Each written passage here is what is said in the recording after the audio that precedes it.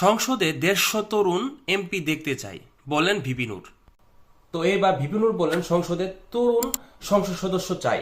তো আপনারা জানেন এই ভিপি নূর কিন্তু ঢাকা বিশ্ববিদ্যালয়ের একটা সময় ডাকসু সভাপতি ছিলেন এবং একটা সময় তার নামে আওয়ামী লীগের সময় নানা ধরনের মামলা হয় এবং একটা সময় তিনি জেল খেটে অবশেষে ছাত্র আন্দোলন শেষে তিনি বেরিয়ে আসেন। তো তাকে ভিতরে অনেকে বলেছিল ইসরায়েলের সাথে তার নাকি সম্পৃক্ততা রয়েছে। তো এই বিষয়টি আসলে কতটুকু সত্য এটা কিন্তু উদ্ঘাটন হয়নি এবং তিনি বর্তমানে তার একটি গণ অধিকার পরিষদ নামে একটি রাজনৈতিক দল গঠন করেছেন। সেই দল অলরেডি বাংলাদেশে নিবন্ধিত হয়েছে এবং তিনি এবছর যে নির্বাচন হবে সেই নির্বাচনে অংশগ্রহণ করবেন। তো আজকের এই নিউজটি খুবই গুরুত্বপূর্ণ। তিনি কিভাবে 150 জন তরুণ এমপিকে সংসদে বসাতে চান সেটি আজকের ভিডিওতে উঠে আসবে। তো চলুন পুরো ভিডিওটি জুড়ে অবশ্যই সাথে থাকুন। গণ অধিকার পরিষদের সভাপতি এবং ডাকসুর সাবেক ভিপি নুরুল হুক নূর বলেছেন, আগামী সংসদে কমপক্ষে 150 জন তরুণ এমপি থাকতে হবে। রোববার 15 সেপ্টেম্বর দলের কেন্দ্রীয় কার্যালয়ে এক সংবাদ সম্মেলনে তিনি এ মন্তব্য করেন। তিনি বলেন, ছাত্র জনতা দেশকে নতুনভাবে গড়ার সুযোগ করে দিয়েছে। এখন যুবকদের দায়িত্ব হবে তাদের অসমাপ্ত কাজগুলো সমাপ্ত করা।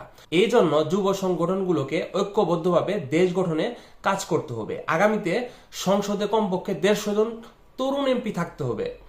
তো তিনি চাচ্ছেন যে তরুণ এমপি থাকলে দেশের যে সামনের পরিস্থিতি সেটা আরো ভালো হবে, তারা অসমাপ্ত কাজগুলোকে সমাপ্ত করতে পারবে। তার কথা মতো এটা বোঝা যাচ্ছে যে দেশে বর্তমান যে নেতাগুলো রয়েছে তারা আসলে যোগ্য না।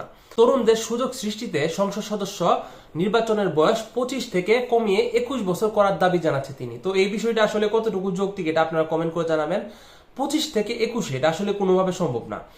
আওয়ামী ফেসিবাদের বীজ গোপালগঞ্জ থেকে উৎখাতের আহ্বান জানিয়ে তিনি বলেন, শেখ হাসিনা দেশ ছেড়ে পালিয়েছে, অথচ তার দোসররা এখন সক্রিয়। তারা গোপালগঞ্জে হত্যাকাণ্ড ঘটিয়েছে। আগামী এক সপ্তাহের মধ্যে গোপালগঞ্জে হত্যাকাণ্ডে জড়িতদের আটক করতে হবে, তা না হলে সেখানকার প্রশাসনের কারো চাকরি থাকবে না। নূর আরো বলেন, গোপালগঞ্জের সন্ত্রাসীরা সংগঠিত হয় সেনাবাহিনীর উপর হামলাও করেছিল।